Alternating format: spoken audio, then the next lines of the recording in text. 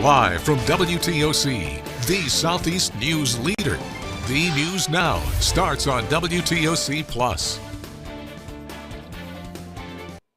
Welcome to the news on WTOC Plus. I'm digital anchor Jude Binkley. The U.S. and Israel's war with Iran now in day 3, and the conflict is already spreading. This morning, Secretary of Defense Pete Hegseth spoke about the U.S. decision to intervene in the death of Iran's supreme leader and defense minister. Take a listen. We didn't start this war, but under President Trump, we are finishing it.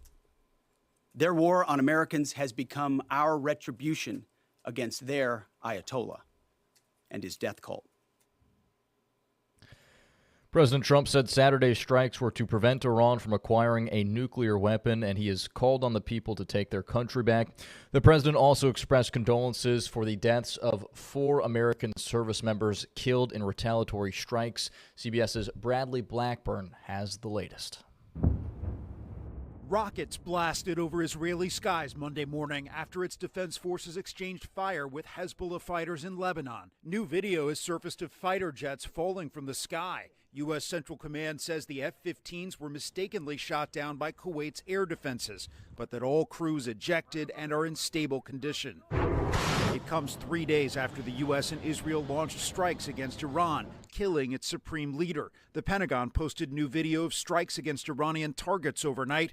Iran and its proxies have struck back with a barrage of missiles and drones aimed at Israel and American military interests in the region. Combat operations continue at this time in full force, and they will continue until all of our objectives are achieved. Sunday, President Trump again said the strikes are necessary to stop Iran from getting a nuclear weapon. He also vowed to avenge the deaths of American service members killed in retaliatory strikes over the weekend. Sadly, there will likely be more.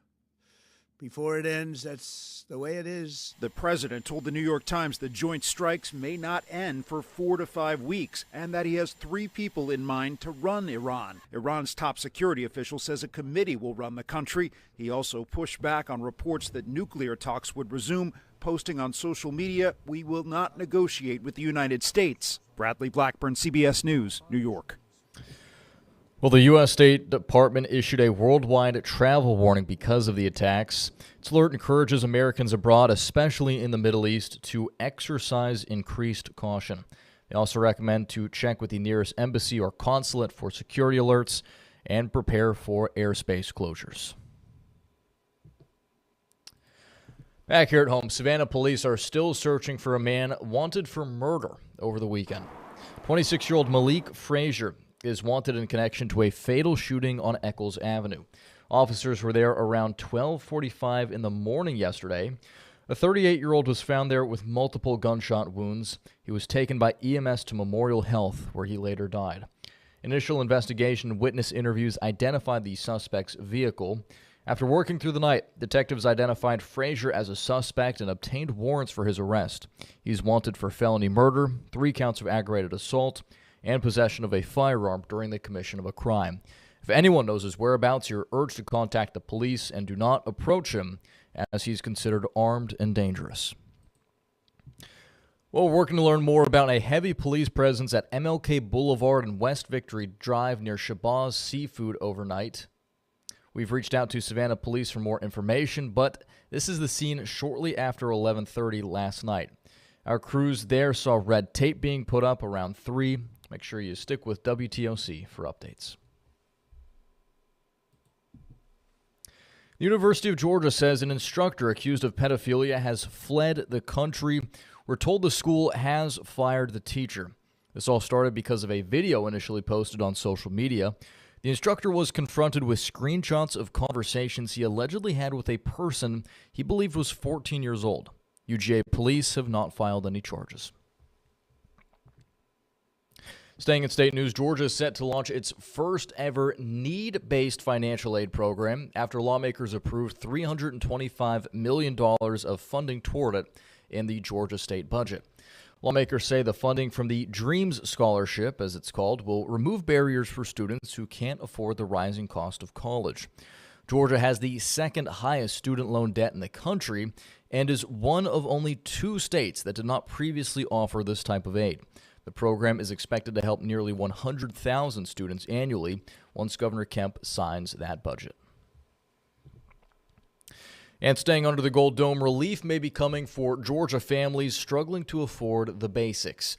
There's a bill to eliminate sales tax on diapers, baby formula, and feminine hygiene products. State House reporter Abby Kasoris explains why 2026 could be the year this finally happens. Considers these products essentials, but does the state of Georgia? Lawmakers have yet to see it that way.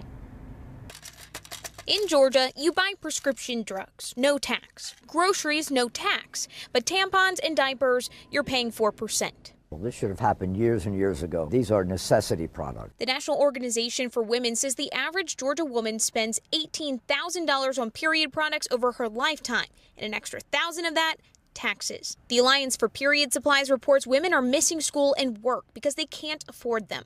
No, it's just unnecessary, and it's something that makes something that is so needed and already so burdensome less burdensome. Government assistance like food stamps and WIC doesn't cover diapers. Removing the diaper tax would save the average family $80 per child, according to the Georgia Diaper Bank Coalition. Georgia Diaper Banks distribute more than 1.4 million diapers each year. If families don't have enough diapers for daycare, those parents and caregivers can't get to work. A bill making its way through the legislature would wipe out the tax for both feminine hygiene and baby products. Female Democratic lawmakers have been pushing this for years, going nowhere.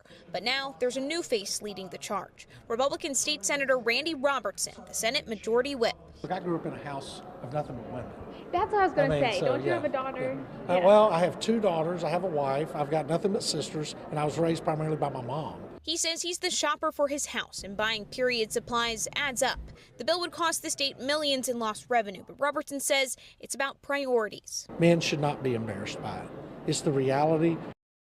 The bill still needs a committee vote and then a vote in the Senate before that critical crossover date deadline. Robertson says that he has hope with bipartisan support he'll be standing next to the governor when he signs the bill into law. In Atlanta, I'm Abby Kasoris. Well, on Tybee Island, there's a couple of new developments in the works from City Council. A new online portal is expected to open soon for short-term rental, or STR, applications. It was mentioned during last Thursday's City Council meeting. Mayor Brian West says this should speed up and simplify the process. The annual application window usually runs from January 1st to March 31st. To account for the delayed launch, the city will allow more time beyond March to complete submissions. The new deadline will be announced when the portal goes live. Well, the season of St. Patrick's is in full swing in the hostess city. This week, many businesses, locals, and visitors are finalizing plans for their holiday celebrations 15 days away now. Visit Savannah's president and CEO Joseph Marinelli says the holiday is a great source of pride for locals, with many coming to it as one of the biggest and best parades in the United States. He says visitors have also noticed that as well, many of whom flock to the city every year just to take part in those festivities. You can see some of them on your screen. St. Patrick's Day attracts tens of thousands of people to Savannah. The Savannah Hilton Head International Airport typically sees a lot of visitors coming in from major cities like Boston, Cleveland, Chicago, and Philly for the holiday weekend. Delegations from Ireland, including Dublin, Wexford, and Kilkenny, also make the trip to Southeast Georgia. Marinelli says since St. Patrick's Day falls on a Tuesday this year, the crowd at the big parade might be slightly smaller. But the holiday itself is sandwiched between 2 weekends, making it less than ideal for some people to plan a quick and easy weekend trip. However, that may be good news for others still looking to book a hotel stay. The city will get close to selling out, but there's always rooms available at the inn, and we encourage we encourage folks to book their hotel reservations sooner than later. Visit Savannah and the rest of the city's tourism industry have been following the lead of local law enforcement to make sure celebrations are as safe as possible. Well, the Savannah Bananas are back, and one of the great things about Banana Ball is that it's for everyone, no matter the age. 81-year-old Rob Harrelson is hoping that applies to the athletes on the field, too. The longtime youth baseball coach and Vietnam War veteran from Missouri says he loves the Bananas so much that he submitted a tryout video. He hopes the team will give him a shot to make his dream come true. The game is made to have fun, and that's what the Bananas do. They have fun at it. We need something to laugh about and something to joke about, and I think their concept is just fabulous. So far, no word from the Bananas on whether they'll give Harrison a shot to play. Well, Black History Month wrapped up over the weekend, and we wanted to take a moment to look at the roots of the rhythm of the drumline. Sharon Lawson explains how the sound traveled from Africa to our modern-day sports stadiums. Take a look. That sound isn't just hype for the audience, it's history with a heartbeat. Because long before marching snares and bass drums, the rhythm started in Africa.